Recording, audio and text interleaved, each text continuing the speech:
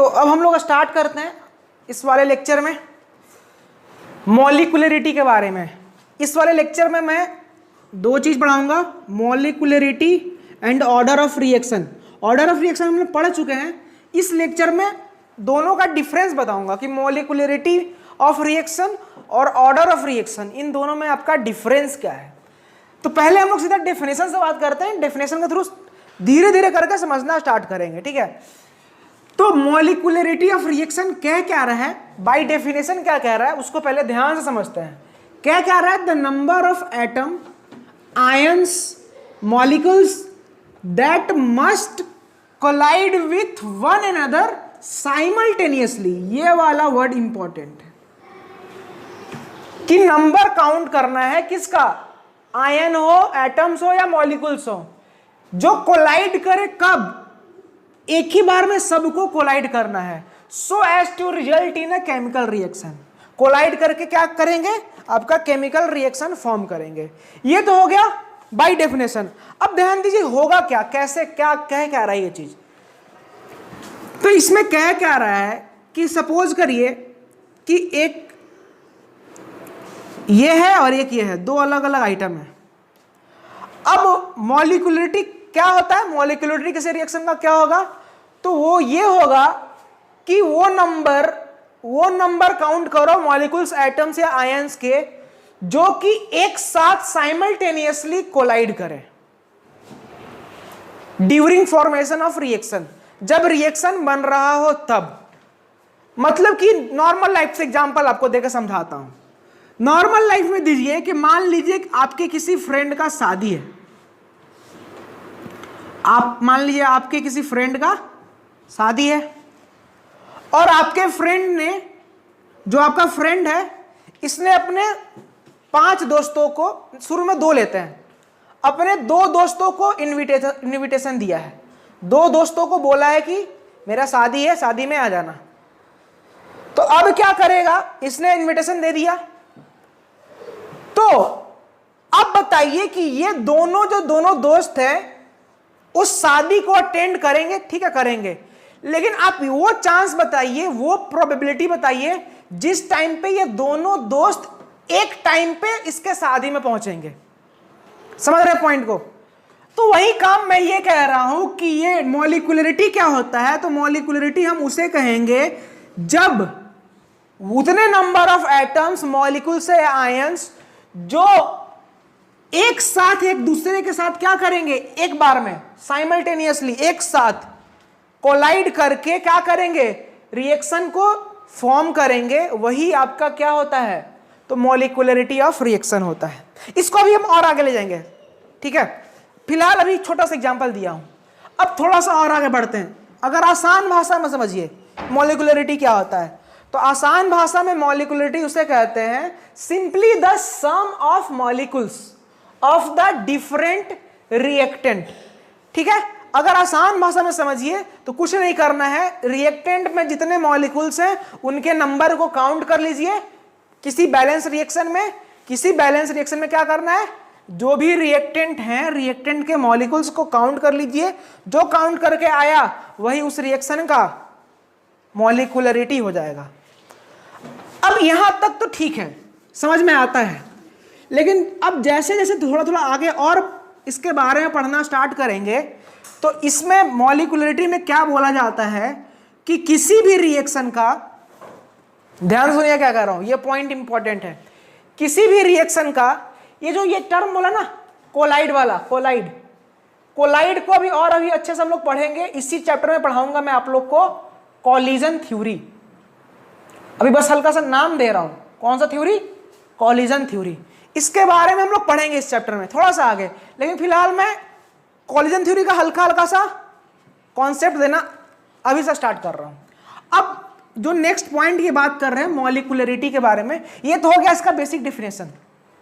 बाकी के भी जो मैं पॉइंट है वो मैं समझा रहा हूं, उसको मैं लिखवा दूंगा समझाने के बाद। तो लिखवाऊंगा तो साथ में लिखवा दूंगा, मतलब मॉलिक्यूलरिटी ऑफ रिएक्शन और बीच में लाइन और साइड में ऑर्डर ऑफ रिएक्शन, दोनों को डिफरेंस भी साथ साथ बता दूंगा। तो फिलहाल अभी समझिए, तो मॉलिक्यूलरिटी में एक और चीज कहा जाता है, वो बोला जाता है कि किसी भी रिएक्शन का मतलब किसी भी रिएक्शन में मॉलिक्यूलरिटी ज्यादा से ज्यादा 3 हो सकता है, लेस देन और इक्वल टू 3। 3 से अधिक मॉलिक्यूलरिटी ना होता है, मतलब वो पाया नहीं जाता है मॉलिक्यूलरिटी 3 से अधिक। अब आप बोलिएगा काहे, तो इसको भी मैं आपको जनरल लाइफ वाले एग्जांपल से समझाऊंगा पहले, फिर मैं इस डेफिनेशन से आपको समझाऊंगा। फिर से वही एग्जांपल लेते हैं। फिर से अभी आपका फ्रेंड, एक बार फिर से आपका फ्रेंड शादी कर रहा है, बहुत शादी कर रहा है। अब क्या हो रहा है, फिर से अब इसने क्या किया, आपका फ्रेंड जो पहले बार में 2 फ्रेंड को बुलाया था, अब इसने क्या किया ना, अब इसने अपने 10 दोस्तों को बुलाया। कितने दोस्तों को? 10 फ्रेंड को। आपका फ्रेंड शादी किया और इसके 10 दोस्त थे, 10 को इसने बुलाया कि भैया मेरा शादी है, आ जाना। तो दोस्त तो होते ही हैं भूखड़, खाने वाले, खाने पीने वाले। अब क्या करेंगे, ये इसके शादी में जाएंगे, ऑब्वियस जाएंगे। लेकिन आप खुद सोचिए, आप खुद सोचिए, इस इंसान का शादी, इसने 10 दोस्तों को बुलाया। आप खुद से इमेजिन करिए कि क्या इसके 10 के 200 दोस्त अलग अलग रहते हैं, एक जगह नहीं रहते, कोई मुंबई, ढाका, पटना, कहीं कहीं अलग अलग जगह पर रहते हैं। अब आप खुद सोचिए कि इन 10 दोस्तों का प्रोबेबिलिटी, मतलब उन 10 दोस्तों का इसके शादी में पहुंचने का एक साथ, समझ रहे हैं, मतलब कि अगर 9 बजे टाइम फिक्स करते हैं, 9 बजे मत मानिए, मैं जो समझा रहा हूं समझिए, इन 10 दोस्त इसके शादी में एक साथ पहुंचने का प्रोबेबिलिटी क्या होगा? हो सकता है ना कि ये थोड़ा देर पहले पहुंच जाए, या 10 मिनट बाद आएगा, या ये 15 मिनट बाद आएगा, या 1 घंटे बाद आएगा। ये हो सकता है कि ये और ये दोनों साथ में आ जाए। ये क्या करेगा, ये मान लीजिए 2 घंटे बाद आ रहा है, या ये बहुत पहले ही आ गया। मतलब मैं समझाना क्या चाह रहा हूं, समझाना ये चाह रहा हूं कि जो 10 के 10 दोस्त थे, इन 10 दोस्त का इसके शादी अटेंड करने का, एक ही टाइम पे जो अटेंड करेंगे, जो एक साथ सब पहुंचेंगे, इसका प्रोबेबिलिटी बहुत कम है। आप खुद देखे होंगे ना कि किसी के शादी में जाते हैं तो क्या करते हैं, गेस्ट क्या करते हैं, थोड़े ना सब एक साथ आ जाते हैं कि 100 आदमी को आप इनविटेशन दिए तो 100 एक साथ आ गया, धीरे धीरे करके आते हैं। तो ठीक वही चीज इसके डेफिनेशन में कह रहा है। डेफिनेशन क्या कहता है कि मॉलिक्यूलरिटी क्या होना चाहिए, कोलाइड करना चाहिए, लेकिन कब? साइमल्टेनियसली। अब बताइए, अगर किसी का मॉलिक्यूलरिटी किसी रिएक्शन का मान लीजिए 10 है, जो कि होता नहीं है, लेकिन मैं मान लेता हूं 10 है। अब बताइए 10 मॉलिक्यूल होंगे किसी रिएक्शन के, तो उन 10 मॉलिक्यूल का एक साथ टकराने का, उन 10 मॉलिक्यूल्स को एक साथ टकराने का प्रोबेबिलिटी बहुत कम होता है। जस्ट लाइक शादी वाला एग्जांपल। तो वही मैं कह रहा हूं कि अगर कोई रिएक्शन है, अगर उस रिएक्शन का कोई बोल दे कि 10 उसका मॉलिक्यूलरिटी है उस रिएक्शन का, तो ये पॉसिबल नहीं है। क्यों? क्योंकि होता क्या है मॉलिक्यूलरिटी, वो होता है सम ऑफ मॉलिक्यूल। तो सम ऑफ मॉलिक्यूल 10 है, मॉलिक्यूलरिटी 10 है, मतलब 10 मॉलिक्यूल है। अब इन 10 मॉलिक्यूल का एक साथ कोलिजन करने का प्रोबेबिलिटी बहुत कम होगा, जस्ट लाइक शादी वाला एग्जांपल। तो इसलिए एक जनरल टर्म दे दिया गया है कि मॉलिक्यूलरिटी ज्यादा से ज्यादा 3 हो सकता है, 3 से मोस्टली 3 से भी कम ही होता है, लेकिन ज्यादा से ज्यादा किसी भी रिएक्शन का मॉलिक्यूलरिटी 3 होता है, 3 से अधिक नहीं होता है। ये पॉइंट शायद आपको क्लियर होगा, अब तो क्लियर हो जाना चाहिए, अगर होगा तो जरूर बताइएगा मुझे। अब एक और चीज है कि जो मॉलिक्यूलरिटी है वो आपका थ्योरेटिकल कॉन्सेप्ट है। जस्ट लाइक अभी मैंने आपको पढ़ाया ना, रेट लॉ पढ़ाया था, तो रेट लॉ से हमने क्या निकाला, ऑर्डर निकाला था रिएक्शन का। जो रेट क्या आया था, रेट से मैंने बताया था ना, रेट इज इक्वल टू के कंसंट्रेशन ऑफ ए का पावर एक्स और बी का पावर वाई। तो रेट से मैंने क्या निकाला था, ऑर्डर निकाला था। लेकिन मैं आपको अभी जस्ट लिखवाया, अभी थोड़ी देर पिछले वाले लेक्चर में, कि जो रेट क्या होता है, रेट होता है क्या कहते हैं उसको, रेट आता है आपका एक्सपेरिमेंटल कॉन्सेप्ट। रेट कहां से आता है, एक एक्सपेरिमेंटल थ्योरी है। लेकिन मॉलिक्यूलरिटी क्या है, तो मॉलिक्यूलरिटी होता है आपका थ्योरेटिकल कॉन्सेप्ट। थ्योरेटिकल क्यों? क्योंकि उसमें सिर्फ आपको क्या करना है, नंबर ऑफ मॉलिक्यूल्स को, सम जो मॉलिक्यूल्स टकरा रहे हैं उनको काउंट करना है, उनको काउंट करिए तो आप मॉलिक्यूलरिटी किसी भी रिएक्शन का फाइंड आउट कर सकते हैं। तो ये सारा पॉइंट है, इस सब मैं लिखवाऊंगा, टेंशन मत लीजिए। एक इतना हो गया। अब एक और पॉइंट क्या कि मॉलिक्यूलरिटी कभी भी निगेटिव नहीं होता, जीरो नहीं होता, फ्रैक्शन में नहीं होता, ठीक है। ये सारा चीज भी है कि निगेटिव नहीं होता मॉलिक्यूलरिटी किसी रिएक्शन का, जीरो भी नहीं होता, फ्रैक्शन भी नहीं होता। अब बोलेगा काहे, तो ये भी समझिए। अब आप खुद सोचिए, हम टक्कर करा रहे हैं अलग अलग मॉलिक्यूल का, या हम किसी आदमी को शादी में बुला रहे हैं तो थोड़े ना निगेटिव आदमी को बुलाएंगे या -2 आदमी को बुलाएंगे, कोई एक फिक्स नंबर ही तो बुलाएंगे, या थोड़ी ना हम 0 आदमी को बुलाएंगे। अगर रिएक्शन कराना है तो 0 मॉलिक्यूल्स को लेकर रिएक्शन करा दीजिएगा आप।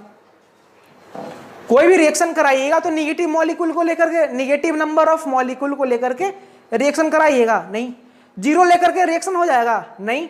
फ्रैक्शन भी नहीं होगा ना। खुद सोचिए, शादी में आप थोड़ी ना आधा आदमी को बुलाते हैं, पूरा का पूरा आदमी तो आता है। तो ये एग्जांपल अगर क्लियर है ना, तो सारा का सारा कॉन्सेप्ट क्लियर है, याद करने का इसमें कुछ भी नहीं है। अगर समझ रहे हैं जो मैं समझाया इस पॉइंट से मैं आपको पूरा का पूरा मॉलिक्यूलरिटी को रिलेट कर रहा हूं। तो इस एग्जांपल को खोपड़ी में रखिएगा। एक्चुअली होता क्या है ना कि केमिस्ट्री बहुत लोग बोलते हैं रटने का है, रटने का एक्चुअली कुछ नहीं है। अगर समझ में आ गया कॉन्सेप्ट, अगर समझा दिया गया तो फिर कुछ भी रटने का नहीं है, ठीक है। तो यहां तक था, कुछ पॉइंट था, ये सारा मैं अभी आपको लिखवा दे रहा हूं। तो जो मेरे को समझाना था वो मैं आपको समझा दिया। इसमें एक और पॉइंट हम लोग डिस्कस कर सकते हैं। इसमें एक और है, मैंने अभी आपको पढ़ाया था कॉम्प्लेक्स रिएक्शन। तो कॉम्प्लेक्स रिएक्शन का मॉलिक्यूलरिटी कैसे लिखेंगे? तो कॉम्प्लेक्स रिएक्शन का मॉलिक्यूलरिटी जो होगा वो आप एक साथ नहीं लिखिएगा, हर स्टेप का आप अलग अलग मॉलिक्यूलरिटी लिखेंगे, ठीक है। कॉम्प्लेक्स रिएक्शन में भी मॉलिक्यूलरिटी अलग अलग राइट डाउन करेंगे। तो अब जल्दी से इसके एग्जांपल देख लेते हैं। मॉलिक्यूलरिटी आप लोग बताइएगा उसका मॉलिक्यूलरिटी क्या होगा, मैं कुछ एग्जांपल देता हूं। तो फर्स्ट एग्जांपल लेते हैं हम लोग अमोनियम नाइट्रेट का, NH4, अमोनियम नाइट्राइट NH4NO2। ये आपका डिकम्पोज हो रहा है, ये हो जाएगा डिकम्पोज होकर के बना देगा N2 + 2H2, ठीक है। तो इसका मॉलिक्यूलरिटी क्या होगा? तो कुछ नहीं, मॉलिक्यूलरिटी होता क्या है, रिएक्टेंट में नंबर ऑफ मॉलिक्यूल्स काउंट कर लीजिए, वो आपका क्या हो जाएगा, मॉलिक्यूलरिटी हो जाएगा। तो रिएक्टेंट में नंबर ऑफ मॉलिक्यूल्स काउंट करना है हमको, तो कितने हैं, इसके एक ही मॉलिक्यूल है, तो इसका जो मॉलिक्यूलरिटी होगा वो क्या आ जाएगा, 1 होगा। तो इसको हम लोग यूनिमॉलिक्यूलर भी बोलते हैं। अब बाइमॉलिक्यूलर, उसका एग्जांपल लेते हैं। बस छोटा सा एग्जांपल ले रहा हूं आपको, बस कुछ नहीं करना है, नंबर काउंट करना है, रिएक्टेंट के स्पीसीज का नंबर काउंट करना है, वही आपका क्या हो जाता है, मॉलिक्यूलरिटी होता है। इसलिए तो हम लोग इसको क्या बोलते हैं, थ्योरेटिकल कॉन्सेप्ट है।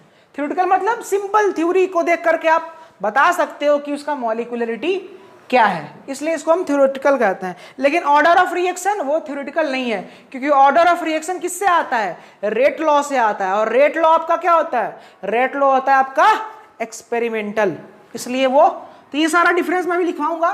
तो सेकंड एग्जांपल लीजिए,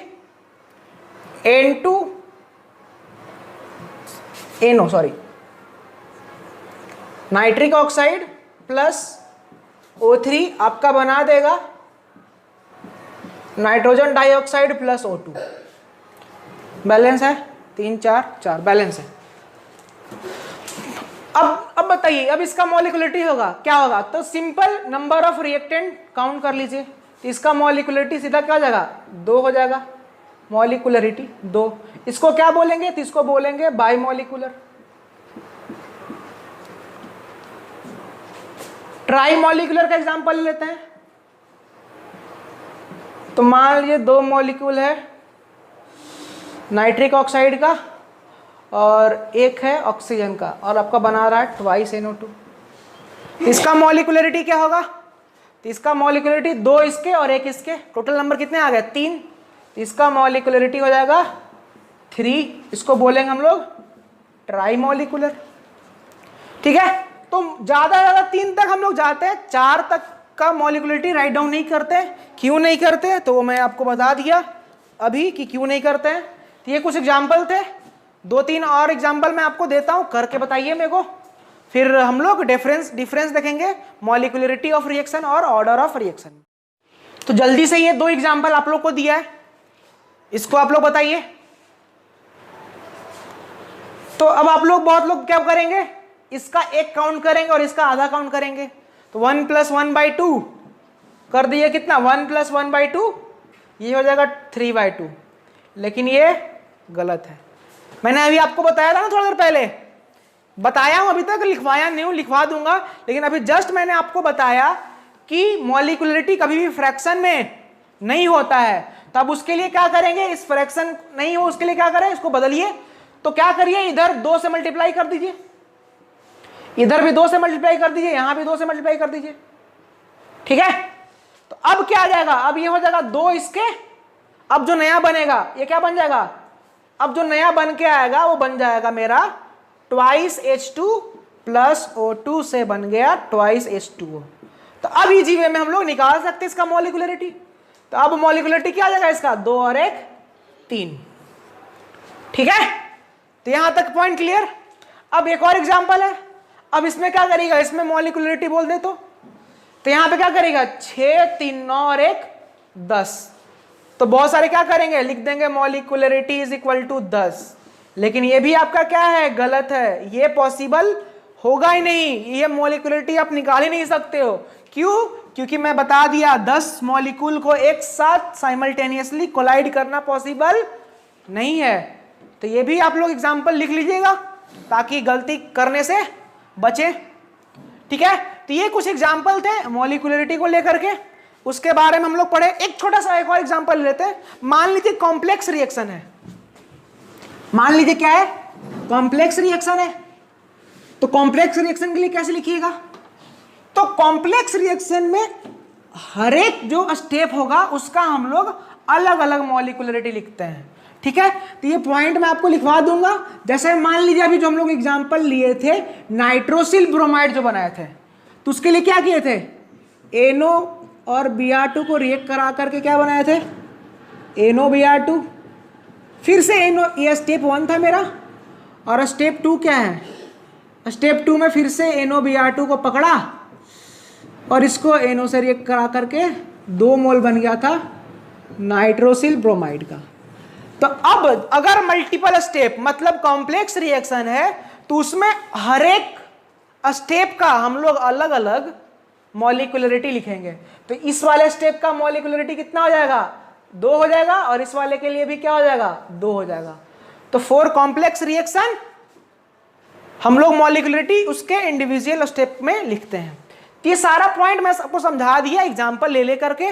अब मैं मॉलिक्युलरिटी और ऑर्डर में क्या करा दूंगा, डिफरेंस कराऊंगा, जहां पे ये सारे पॉइंट थ्योरेटिकल लिखवा करके एज ए नोट्स प्रिपेयर आप लोग कर लीजिएगा। फिर यहां पे हम लोग लेक्चर को स्टॉप करेंगे। तो अब इसके डिफरेंस को समझते हैं। मॉलिक्युलरिटी और ऑर्डर ऑफ रिएक्शन का जो डिफरेंस है उसके बारे में समझते हैं। तो सबसे पहला जो पॉइंट है, सारा चीज मैं पढ़ा दिया हूं, बस आपको एज इट इज मैं राइट डाउन कराया हूं, तो राइट डाउन भी करा दिया और आपको समझा भी दूंगा थोड़ा सा। तो फर्स्ट जो पढ़ाया क्या था, इट इज एक्सपेरिमेंटली कैलकुलेटेड। जो ऑर्डर होता है रिएक्शन का वो कैसे कैलकुलेट करते हैं, एक्सपेरिमेंटली। कैसे, तो मान लीजिए कि अगर रिएक्शन दिया हुआ है, ये अगर ये रिएक्शन दिया हुआ है तो इसका रेट कैसे लिखते हो आप, रेट लिख लोगे आप, rate is equal to rate constant और कंसंट्रेशन ऑफ ए का पावर x और कंसंट्रेशन ऑफ बी का पावर y। कि x और y क्या बता रहा है, मतलब मान लेते हैं कि अगर एक्सपेरिमेंट किया होगा, हमें नहीं पता कि रेट कितने से चेंज कर रहा है। अगर हम a का कंसंट्रेशन चेंज कर रहे हैं और b का कंसंट्रेशन चेंज कर रहे हैं, तो हम इसलिए मान लेते हैं x के पावर से चेंज कर रहा है और y के पावर से, जो कि मैं अभी जस्ट आपके पिछले वाले वीडियो में बनाया। यही चीज समझाने के लिए मुझे पूरा वो कॉन्सेप्ट को फिर से आपको रिवाइज कराना पड़ा था, ठीक है। तो बस यही, तो रेट को हम लोग ऐसे लिखते हैं। अब लेकिन बहुत लोग बोलेंगे क्या, बहुत लोग के माइंड में फिर से अगर ये डाउट होगा तो अब निकाल दीजिएगा। बहुत लोग के माइंड में क्या डाउट होगा कि रेट को हम लिख देंगे रेट इज इक्वल टू के और कंसंट्रेशन ऑफ ए और इसका जो कोफिशिएंट है वो, और कंसंट्रेशन ऑफ बी और इसका कोफिशिएंट है वो। तो ये मैं फिर से बोल रहा हूं, 1000 बार बोल चुका हूं अभी तक, ये तभी लगा सकते हैं इस कॉन्सेप्ट को, इसको हम लोग बोलते हैं लॉ ऑफ मास एक्शन। और लॉ ऑफ मास एक्शन सिर्फ और सिर्फ यूनिमॉलिक्यूलर रिएक्शन में वैलिड होता है। तो अगर कभी कहीं भी अगर कुछ नहीं बोला हो तो आप नॉर्मल लेके चलेंगे, अगर यूनिमॉलिक्यूलर रिएक्शन होगा तो आपको वो ऑलरेडी बोल देगा क्वेश्चन में, स्टार्टिंग में ही बोल देगा फॉर अ यूनिमॉलिक्यूलर रिएक्शन। अगर कुछ नहीं दिया है तो आप नॉर्मली क्या लेके चलेंगे, नॉर्मली आप रेट लॉ को फॉलो करेंगे, मतलब इसके एक्सपेरिमेंटल लॉ को फॉलो करेंगे। तो हम मान लेते हैं कि ये होगा, और अब x और y का वैल्यू निकाल सकते हैं, जैसे अभी जस्ट मैं एक क्वेश्चन में आपको निकलवाया था, तो वैसे हम लोग एक्सपेरिमेंटली निकालते हैं। तो ये हो गया आपका एक्सपेरिमेंटली। लेकिन अगर यही थ्योरेटिकली बात करें, मतलब मॉलिक्यूलरिटी का बात करें, तो ये क्या होता है, थ्योरेटिकली कैलकुलेटेड। मतलब कि अगर यही रिएक्शन हम ले ले ए, मतलब ये जो बड़ा ए है इसका मोल ए है, और ये बड़ा बी का स्टोइकोमेट्रिक कोफिशिएंट बी है, और अगर प्रोडक्ट बन रहा है तो इसका मॉलिक्यूलरिटी क्या हो जाएगा, तो इसका मॉलिक्यूलरिटी हो जाएगा इसके नंबर और इसके नंबर, मतलब ए प्लस बी हो जाएगा इसका मॉलिक्यूलरिटी। मतलब इसमें क्या करते हैं हम लोग, total number of molecule count करते हैं। तो इसलिए ये आपका क्या है, थ्योरेटिकल है, मतलब थ्योरेटिकली निकाल सकते हैं। लेकिन यहाँ पे एक्स और वाई का वैल्यू निकालने के लिए हमें क्या करना पड़ेगा, हमें एक्सपेरिमेंटली इसको ऑब्जर्व करना पड़ेगा, फिर हम लोग इसको एक्स और वाई के वैल्यू को निकाल सकते हैं। सेकेंड पॉइंट क्या है, सेकेंड पॉइंट जो मैं आपको समझा चुका हूं, 1000 बार समझा चुका हूं कि molecularity can not B zero, zero नहीं हो सकता, निगेटिव भी नहीं हो सकता, और फ्रैक्शनल भी नहीं हो सकता। क्यों नहीं हो सकता, जस्ट मैं आपको अभी थोड़ा देर पहले समझा दिया हूं, ये तो मैं बस अभी आपको लिखवा रहा हूं। और सेकेंड इसका क्या है कि ऑर्डर कैन बी जीरो और फ्रैक्शनल, ठीक है। एक तो जीरो ऑर्डर रिएक्शन होता ही है, जो मैं आपको अभी आगे लेक्चर में पढ़ाया हूं, देख लीजिएगा वीडियो। फ्रैक्शनल, तो फ्रैक्शनल का एग्जांपल ले लीजिए, जैसे मैं जब आपको एलिमेंट्री रिएक्शन का एग्जांपल करा रहा था, तो एलिमेंट्री रिएक्शन में मैंने क्या लिया था, H2 प्लस हाफ O2, इससे क्या बनाया था, H2O बनाया था। अब यहां से अगर मेरे को ये बोला हुआ है कि ये एलिमेंट्री रिएक्शन है, तो यहां से हम रेट को क्या लिख सकते हैं, एलिमेंट्री रिएक्शन के लिए रेट को लिख सकते हैं, rate constant, concentration of H2, concentration of H2, और इसका कोफिशिएंट कितना है 1, और कंसंट्रेशन ऑफ O2 और इसका कोफिशिएंट है 1/2। तो यहां से ऑर्डर ऑफ रिएक्शन कितना आ गया, 1/2 + 1 मतलब 3/2। तो ऑर्डर ऑफ रिएक्शन आपका फ्रैक्शनल भी हो सकता है। और एक और चीज मैंने बोला है, and order with respect to one reactant, and order with respect to one reactant can be negative but overall reaction can not be negative. ये लाइन क्या कर रहा है, ये लाइन कह रहा है कि अगर मान लीजिए कि A प्लस बी आपका प्रोडक्ट बना रहा है, तो ये चीज भले ही हो सकता है कि रेट जो है आपका डायरेक्टली प्रोपोर्शनल हो कंसंट्रेशन ऑफ A के पावर -2, लेकिन रेट डायरेक्टली प्रोपोर्शनल मान लीजिए यहां पे है B के पावर 4। मतलब क्या कह रहा है कि किसी एक रिएक्टेंट पे आपका पावर निगेटिव हो सकता है, लेकिन जब आप इन दोनों को जोड़िएगा, मतलब आप ओवरऑल ऑर्डर फाइंड करिएगा, तो ओवरऑल ऑर्डर क्या हो जाएगा, दिख रहा है ना आप लोग को, हाँ। तो ओवरऑल ऑर्डर हो जाएगा, रेट को हम क्या लिख देंगे, तो रेट को लिख देंगे is equal to K times A का पावर -2 और B का पावर 4, ठीक है। तो A के रिस्पेक्ट में तो इसका ऑर्डर -2 है, लेकिन आप ओवरऑल निकालिएगा, 4 और -2 को ऐड करिएगा, तो ओवरऑल क्या आ रहा है, 2 आ रहा है। मतलब कि ओवरऑल जब आपको फाइंड होना है तो वो आपका निगेटिव नहीं होना चाहिए, भले ही किसी एक रिएक्टेंट के रिस्पेक्ट में निगेटिव हो, लेकिन ओवरऑल आपका पॉजिटिव आना चाहिए, ठीक है। तो ये पॉइंट हो गया। एक और लास्ट पॉइंट इसका लिख लेते हैं कॉम्प्लेक्स रिएक्शन को लेकर के। तो आप लिखिए कॉम्प्लेक्स रिएक्शन के लिए पॉइंट। तो थर्ड इसका डिफरेंस हम लोग पढ़ेंगे। थर्ड है ऑर्डर के बारे में। ये मैं आपको ऑलरेडी ये भी पढ़ा चुका हूं कि फॉर कॉम्प्लेक्स रिएक्शन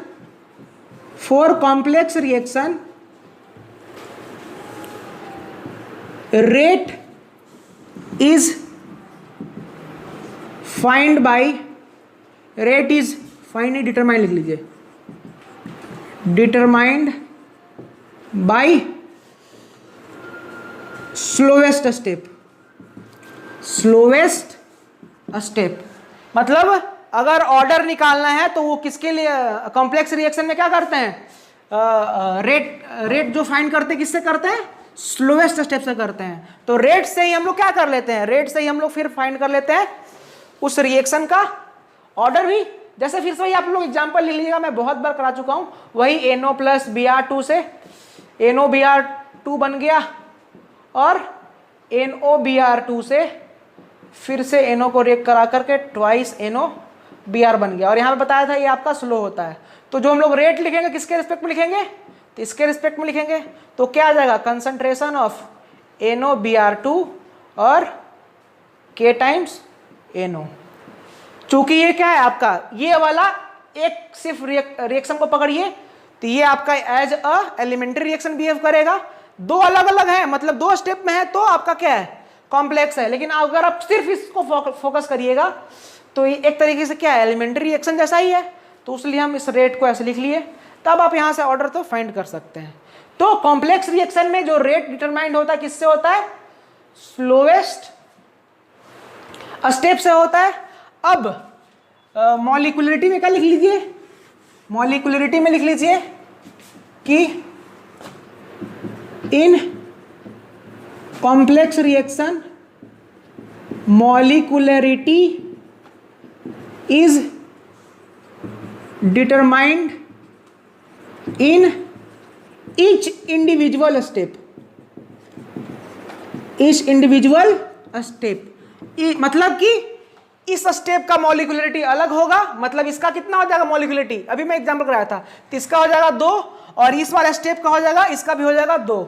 मतलब यहां पे आप लिख लीजिएगा, ठीक है, इसी को लिख लीजिएगा और बता दीजिएगा कि फर्स्ट वाले का हो जाएगा मॉलिक्यूलरिटी 2 और दूसरे वाले का भी हो जाएगा मॉलिक्यूलरिटी 2। तो वही कह रहा है कि ईच स्टेप के लिए क्या है, इंडिविजुअल मॉलिक्यूलरिटी होगा किसमें, molecularity of reaction complex reaction में, ठीक है। और एक और पॉइंट लिखना चाहते, पॉइंट नहीं इसी में लिख सकता है, there is no any concept of overall molecularity. मतलब इसमें कोई ऐसा कॉन्सेप्ट नहीं है कि इसका निकाल करके और दोनों को जोड़ करके ओवरऑल निकाले, जैसा कि हम लोग ऑर्डर वाले में कर रहे थे। तो इसमें क्या है, कोई ऐसा कॉन्सेप्ट नहीं है कि दोनों को अलग अलग निकाल के जोड़ देंगे, ऐसा नहीं है। हर एक स्टेप का आप अलग अलग मॉलिक्यूलरिटी निकालेंगे। मतलब ये वाला स्टेप है तो इसका मॉलिक्यूलरिटी अलग 2 होगा और इस वाले का भी अलग से 2 होगा। आप इसको कंबाइन कर नहीं सकते मॉलिक्यूलरिटी को कॉम्प्लेक्स रिएक्शन में। तो आशा करता हूं कि आपको ये सारी चीजें कंप्लीट होगा। ये इंपॉर्टेंट था बोर्ड पॉइंट ऑफ व्यू से, कॉम्पिटिटिव एग्जाम के पॉइंट ऑफ व्यू से। तो यहाँ पे मैं स्टॉप करता हूं। अगर अच्छा लगा हो तो अपना रिव्यू जरूर दीजिएगा कमेंट बॉक्स में। अब इसके बाद हम लोग जो नया पढ़ेंगे, जो मैं आपको स्टॉप कराया था, क्या सेकेंड ऑर्डर जो पढ़ रहे थे हम लोग, सेकेंड ऑर्डर में केस 1 मैंने करा दिया था जब दोनों रिएक्टेंट का आपका इनिशियल कंसंट्रेशन सेम था। अब केस 2 पढ़ेंगे जब दोनों रिएक्टेंट का इनिशियल कंसंट्रेशन अलग अलग होगा। अब इतना गर्मी है कि पूरा पसीना पसीना हो गया है, तो अब मैं भी विराम चाहता हूँ यहाँ पे। अगर अच्छा लगे तो रिव्यू जरूर दीजिएगा अपना। आप लोग प्लीज पढ़ते रहिए और वीडियो को शेयर कीजिए। आपको जस्ट लाइक आपको क्या है, ये वीडियो लेक्चर फ्री में प्रोवाइड किया जा रहा है, आपसे कोई फी नहीं लिया जा रहा है। तो वैसे बच्चों को भी आप लोग इसको शेयर कीजिए जो मतलब कहीं बाहर जा करके कोई कॉम्पिटिटिव एग्जाम का तैयारी नहीं कर सकते, मतलब उतना पैसा नहीं दे करके अफोर्ड नहीं कर सकते। तो उन बच्चों को आप लोग शेयर कीजिए, क्योंकि उन्हें भी एक तरीके से मदद मिलेगा चीज़ों को समझने में फ्री ऑफ कॉस्ट। ठीक है, तो ठीक है, अच्छे से रहिए। कोरोना से जो कोविड-19 अभी चल रहा है उसके चलते स्टे होम, घर पे रहिए, खाइए पीजिए, पढ़ाई कीजिए, लेकिन घर पे रहिए। ठीक है, थैंक यू।